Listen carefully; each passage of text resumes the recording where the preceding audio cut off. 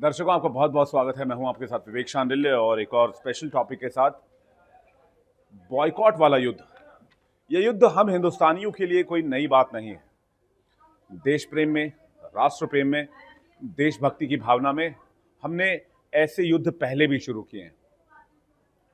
आज तुर्की और अजरबैजान के खिलाफ इस युद्ध की घोषणा खुद भारतीयों ने की और भारत सरकार का समर्थन भी मिला। जिस तरह से सेलेबी पर बड़ा एक्शन भारत सरकार ने लिया और तुर्की को बड़ा झटका दिया। सेलेबी के साथ जितने भी हमारे एयरपोर्ट के करार थे उनको रद्द कर दिया गया सुरक्षा कारणों के मद्देनजर। लेकिन एक युद्ध भारतीयों ने अपने हाथ में लिया। वो युद्ध है तुर्की और अजरबैजान के खिलाफ। 1947 से देश इस बात को अच्छी तरह से जानता था कि तुर्की का स्टैंड, अजरबैजान का स्टैंड भारत के खिलाफ रहेगा, खासकर कश्मीर के मामले में, खासकर पाकिस्तान के मामले में और हिंदुस्तान और पाकिस्तान के बीच तनाव के मामले में। अभी एक ताजा खबर मैं आपको बताता हूं। तुर्की के राष्ट्रपति एर्दोआन ने कश्मीर मामले में मध्यस्थता की पेशकश की है और यह हिमाकत तब दिखाई गई है जबकि भारत ने दो टूक ये कह दिया है। न सिर्फ भारत के विदेश मंत्री बल्कि भारत के प्रधानमंत्री ने भी कहा, गृह मंत्री ने भी कहा कि कश्मीर मामले में किसी तीसरे देश की मध्यस्थता की कोई आवश्यकता नहीं है। और अगर पाकिस्तान से बात होगी, एक तो पाकिस्तान से टेरर और टॉक एक साथ नहीं चल सकते, यानी आतंक और वार्ता। दूसरा, अगर पाकिस्तान भारत के कहे अनुसार आतंकियों को भारत के हवाले करता है और बातचीत के लिए माहौल तैयार करता है, तो बातचीत सिर्फ और सिर्फ पीओके के हैंडओवर करने को लेकर होगी कि पाक ऑक्युपाइड कश्मीर को पाकिस्तान किस तरह से भारत को हैंडओवर करेगा, यह बातचीत होगी और इसमें तीसरे देश की मध्यस्थता नहीं होगी। इसके बाद भी तुर्की के राष्ट्रपति का यह दावा करना कि वो कश्मीर मामले पर मध्यस्थता करने के लिए तैयार हैं, ये न सिर्फ बौखलाहट है बल्कि भारत के खिलाफ, भारत सरकार के खिलाफ एक खुला स्टैंड भी है। और इस मामले में हमें बहुत सावधान रहने की जरूरत है। लेकिन तुर्की के खिलाफ ये जो बॉयकॉट वाला युद्ध शुरू हुआ है, इस युद्ध को अगर आप देखें तो 2023-24 के मुकाबले 2024-25 में भारत का व्यापार तुर्की के खिलाफ 63% तक डाउन हुआ। मैं एक डेटा लेकर आया हूं और कंप्लीट फैक्ट पर बात करेंगे। भारत तुर्की और भारत अजरबैजान के व्यापार की आंकड़ों के लिहाज से फिलहाल क्या स्थिति है। ऑलरेडी तुर्की को भारत सरकार ने व्यापार के लिहाज से कट डाउन करना शुरू कर दिया था। तो चलिए मैं आपको जल्दी से आंकड़ों की बात बताता हूं। भारत और तुर्की के बीच व्यापार में एक बड़ी गिरावट पिछले साल देखी गई है। डीजीसीआईएस के व्यापार डेटा के मुताबिक साल 2022-23 से साल 2024-25 के वित्तीय वर्ष में 63% व्यापार कम हुआ है। कारोबारी साल 2024-25 में अप्रैल से फरवरी तक तुर्की को भारत का निर्यात 5.2 अरब डॉलर रहा। यह भारत के कुल एक्सपोर्ट का 437 अरब डॉलर का जो होता है उसका लगभग 1.5% है, यानी बहुत मामूली सा हिस्सा। इस अवधि के दौरान तुर्की से भारत का आयात 2.84 अरब डॉलर रहा, यानी कि लगभग आधा या आधे से कुछ ज्यादा आप कह सकते हैं, जो इस अवधि के दौरान भारत के कुल आयात 720 अरब डॉलर के सिर्फ 0.5% हिस्से तक पहुंचता है।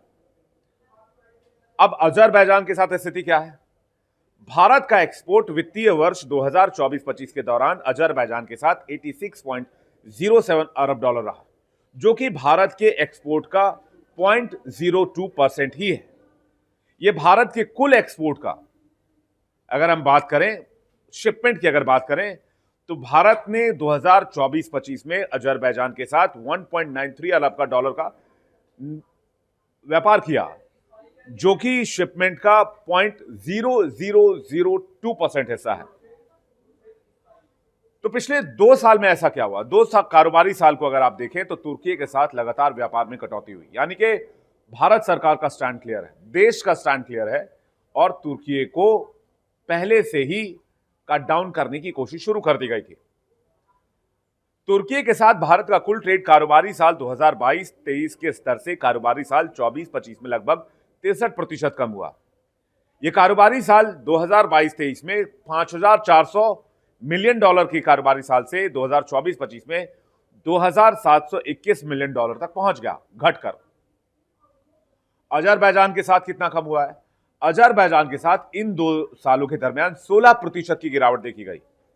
अजरबैजान के साथ भारत का कुल ट्रेड कारोबारी साल 22-23 से 2024-25 में 16% कम हुआ। 2022-23 में भारत के साथ व्यापार में अगर हम अजरबैजान की बात करें, $396.62 मिलियन का घाटा हुआ। पिछले 2 साल में भारत तुर्की के साथ ट्रेड सरप्लस कम हुआ है, जबकि अजरबैजान के साथ व्यापार संतुलन पॉजिटिव गया है। अब प्रोडक्ट क्या क्या आते हैं? ये जो बॉयकॉट वाला मामला चल रहा है, इसमें प्रोडक्ट कौन कौन से आते हैं वो भी मैं आपको जल्दी बताता हूं। भारत में तुर्की के क्या क्या प्रोडक्ट बिकते हैं? अगर भारतीय मार्केट में मौजूद तुर्की के बड़े बड़े ब्रांड्स की बात की जाए तो इनकी लिस्ट लंबी है, लेकिन इसमें फर्नीचर से लेकर पर्सनल केयर तक, होम अप्लायंसेस से लेकर सब एप्पल जो है वो भी बेचे जा रहे हैं।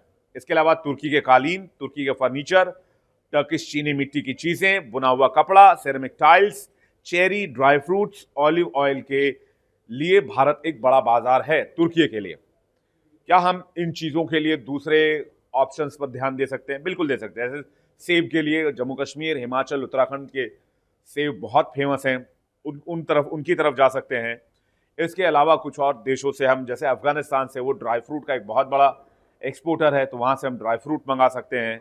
इसके अलावा आपके ऑलिव ऑयल हैं, टाइल्स हैं, सेरेमिक हैं, टर्किश चीनी मिट्टी की चीजें हैं, बुना हुआ कपड़ा है। इसके लिए भी दूसरे देशों के विकल्प को हम देख सकते हैं, जहां पर भारत की स्थिति अच्छी हो या भारत के साथ उस मुल्क की दोस्ती अच्छी हो। अब तुर्की का जीडीपी देख लीजिए भारत के सामने कहां है। भारत के सामने तुर्की का जीडीपी बहुत कम है। इंडिया जीडीपी $4.19 ट्रिलियन है, तो वहीं तुर्की का जीडीपी महज $1.12 ट्रिलियन है। अब तुर्की का पाकिस्तान प्रेम और भारत में बॉयकॉट टर्की की मुहिम तुर्की की जीडीपी को और ज्यादा गिरा सकती है। हो सकता है ये 1 के नीचे भी चला जाए। वैसे भी तुर्की इस वक्त बहुत बड़े आर्थिक संकट से जूझ रहा है, और ऐसे में एक तरफ भारत सरकार का एक्शन और दूसरी तरफ हम हिंदुस्तानियों का जज्बा, हमारी राष्ट्रभक्ति और हमारा देश प्रेम तुर्कियों को और बड़ा झटका दे रहा है, उसके लिए और बड़ी मुसीबत खड़ी कर रहा है। यानी पाकिस्तान एक तरफ जो आर्थिक तंगहाली के कगार से गुजर रहा है, वहीं दूसरी तरफ तुर्की है जो कि आर्थिक तंगहाली के दौर में घिर रहा है, फंस रहा है। तो पाकिस्तान के लिए कहावत बिल्कुल सही है, वो तुर्की को लेकर कह सकता है, हम तो डूबेंगे सनम, तुम्हें भी ले डूबेंगे। तो इस खास पेशकश में फिलहाल इतना ही। ऐसे ही डिजिटल कंटेंट के लिए आप बने रहिए हमारे साथ। हमारे वीडियो कैसा लगा कमेंट सेक्शन में जरूर बताइए। सजेशंस भी स्वागत योग्य होंगे। ऐसी दिलचस्प खबरों के लिए फॉलो कीजिए इंडिया डेली के डिजिटल प्लेटफॉर्म को। धन्यवाद।